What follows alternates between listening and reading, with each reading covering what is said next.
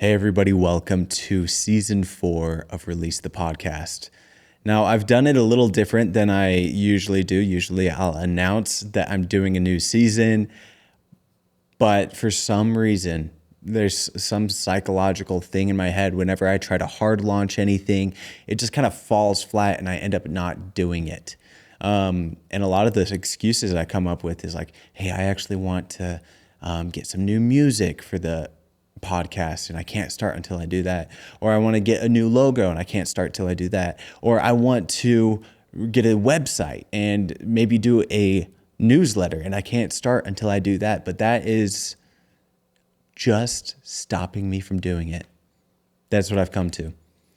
And it's stopped me from pursuing this to my detriment. And I wanted to start again. There's a lot of reasons why. And that's why we're here today, is to talk about it. Back in August, a buddy of mine, who was actually a guest on the podcast, Danny Garcia, he reached out. He's like, bro, there's a guy you have to have on your podcast. His name's Wes Wright. He was the first episode of this season. And so he gave me his contact number. I got a hold of him and we recorded a podcast. And I'm like, okay, when I get around to it, I'll edit it. When I get around to the 4th season of Released, I'll put it out. And in the beginning of October, Danny was like, hey, bro, I'm running a marathon and I need something to listen to while I'm running the marathon. Will you please release Wes Wright's episode? And I'm like, dude, I haven't done any planning. I don't know what this season's supposed to look like. I don't know what this podcast is supposed to look like. I have an idea, like I have a mission, but I don't know the path to getting there. And I don't know the aesthetics I want to have. And just a ton of excuses. And Danny was like, no, bro, I need to listen to this episode. Please have it done by the time I run my marathon. And I'm like, okay, I'll do it. And so I edited Wes Wright's episode and I put it out without any music, without any thumbnails, without much of what I wanted to do. And part of the reason why I'm so vain and why I want it to be so perfect is because I'm a professional podcast producer. This is one of our studios. We just barely built this, super proud of it. But I'm a professional podcast producer. The reason I am is because of Released. I got into podcast production this way. And if I can't produce a professional looking podcast, where's my credibility? And so that's the reason why I came up with so many excuses why I couldn't start yet, because it had to be perfect. Otherwise I wasn't going to do it. And you guys have heard this so many times, but it's better to get it done than to get it perfect. Because if it's perfect and not done, there's no value being added to the world or myself. And so, like I said, no thumbnails, no music. I recorded intros and outros at my desk. I wasn't in one of these nice studios. I just had to make it so simple that I couldn't make any more excuses. It was just to put it out. And so I did. And the response has been so dang positive again. I don't know why I have to be taught this lesson over and over, but I'm glad it was taught to me again because I needed to hear it. So my current plan is to push out the content and as I go, polish the process. And so I'm excited. I've put out 3 episodes so far. I'm recording this the night before I'm supposed to put this episode out. And if you guys have any good suggestions, I'd love to hear it. So when I started season 3, I think I only got 6 episodes in, and they were great episodes. And I even recorded more. Some of the episodes I've already released in season 4 were from the season 3 because I recorded it back then, but I just never got it out. That was Colton Miller's as well as Jim Tart's. And it was a great time of life. I was just married or engaged to marry, and we've had an incredible 1.5 years together. And I wouldn't trade it. It's been incredible. But again, like I've said in the past, I've felt the call to do this again. There's a Marcus Aurelius quote that says, Remember how long you've been putting this off, how many extensions the gods gave you, and you didn't use them. At some point, you have to recognize what world it is that you belong to, what power rules it, and from what source you spring, that there is a limit to the time assigned to you.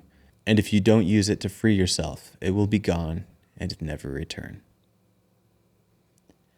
That quote has haunted me. It has been the thing in the back of my mind when I know that there's something greater that I must do. And the thing is we all have something. We all have a mission in life, and we need to seize it. Carpe diem.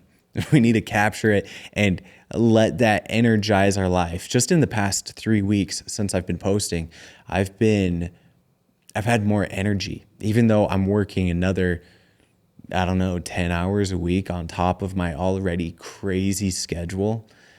I still feel so much energy. The other day, I came home after editing Jim Tart's podcast, and Mary was like, I love seeing you smile when you come home and not be so tired. When you know what that dream is and you just start doing it, the energy will come. And maybe that's just God saying, hey, I'm going to sustain you in this work.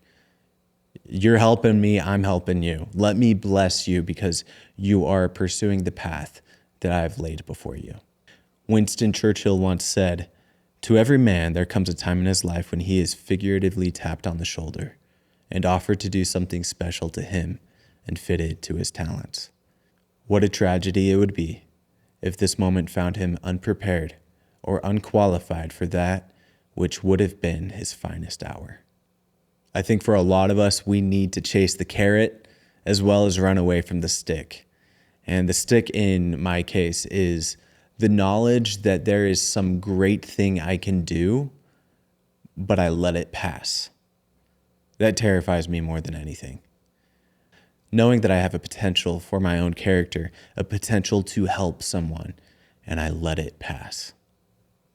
I don't remember the story exactly, but President Monson, he was in a meeting. I think he was up on the stand in this meeting, and he had a prompting to leave the meeting that he was presiding at and go visit a brother in the hospital. And he is like, oh, I can't leave right now. I'm the one conducting or presiding over this meeting. And he felt the prompting again. And he's like, I will go as soon as this meeting ends. And then the meeting ends. And he runs out the door. He goes to the hospital as fast as he can. And when he gets there, he's like, hey, I'm here to see this brother. And the nurse says, I'm so sorry. He passed away. And he was calling for you before he did.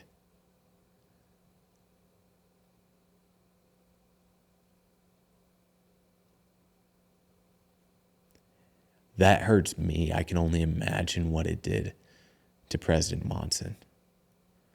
Knowing that you could help someone and God has given you that power and you didn't. Lucky for us, he took that and he decided to never let an opportunity like that pass him again, to never delay listening to the Spirit again. And because of that, he became an incredible man that never let a problem to be solved become more important than a person to be loved. I guess you could say it's kind of like Spider-Man.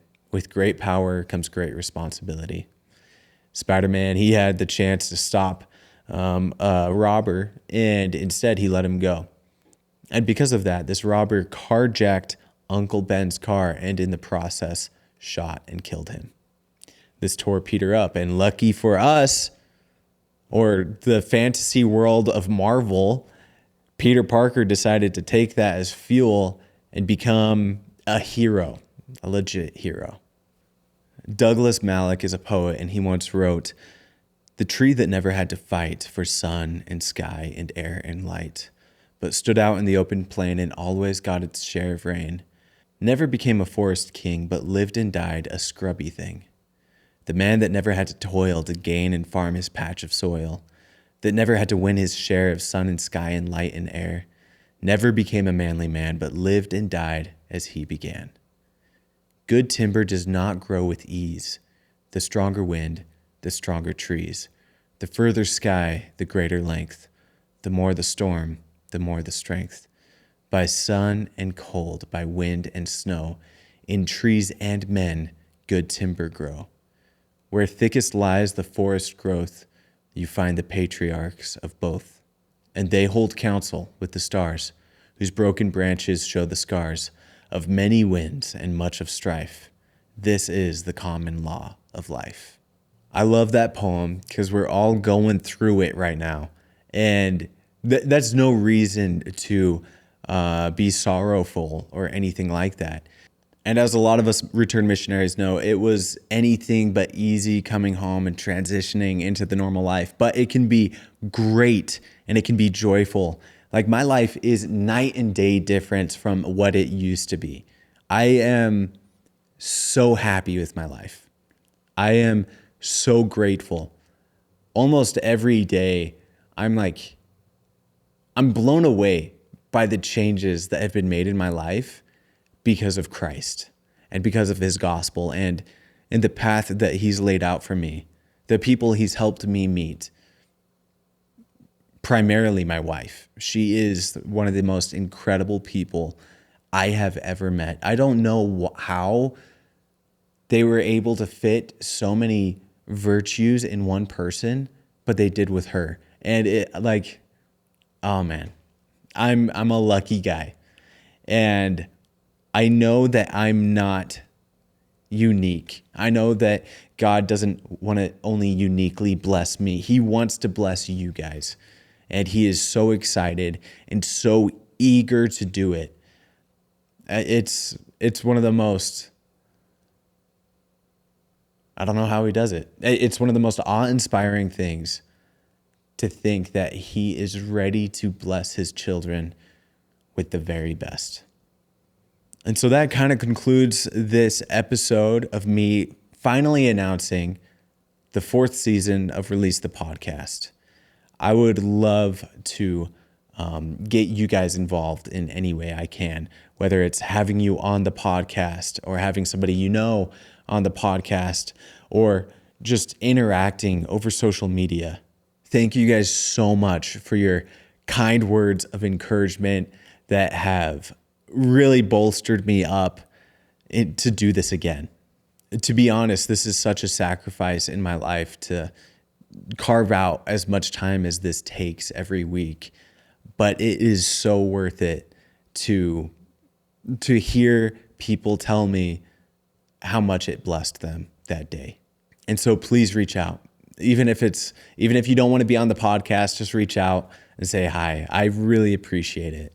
And if you do want to be on the podcast, please reach out. I want to hear your story. And if you know of somebody that can use this and it could be helpful to them, please send it to them. Rate this podcast, write a review. It really does help out. And just interact with the posts as well as if you're watching on YouTube, please leave a comment.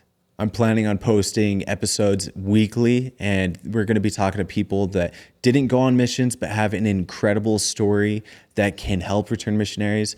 Like Jim Tart, he wasn't even a member, but I brought him on because he's a great guy, and he was saved from his addiction by Jesus. Incredible story. If you haven't listened to it, go back and listen to it. We're going to be having mission presidents on, maybe YSA bishops, people that have struggled with addiction, faith crisis, loss, whatever it is. I think we're also going to have a BYU basketball head coach on the podcast who is also a mission president at one point. And so stay tuned for that. That's going to be a really fun episode. But just to wrap this up, remember God is good and is planning on your success. And though you've been released from your mission, you've not been released from your ministry.